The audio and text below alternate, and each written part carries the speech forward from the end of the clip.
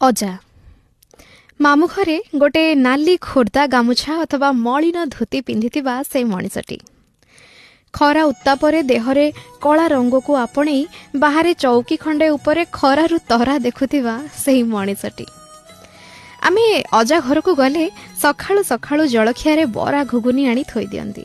ମାଇଁ ହାତରେ ମାଉଁସ ଝୋଳ ରାନ୍ଧିବାକୁ ଅର୍ଡର ଦେଇ ଦିଅନ୍ତି।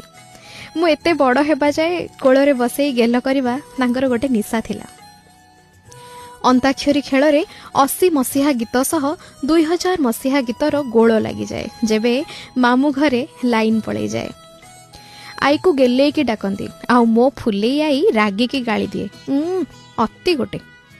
ତାପରେ ସାରା ଘରଟାକୁ ସମ୍ଭାଳୁଥିବା ବୁଢ଼ା ଶରୀରଟି ଆଈ ପାଖରେ ଚୁପ୍ ହେଇଯାଏ। ପୋଖରୀ ମାଛରେ ବେସର ଝୋଳ ନହେଲେ ତାଙ୍କ ଭାତ ଉଠେନି। ଚୁଡ଼ା ଭଜା ସହ ନାଲି ଚାକୁ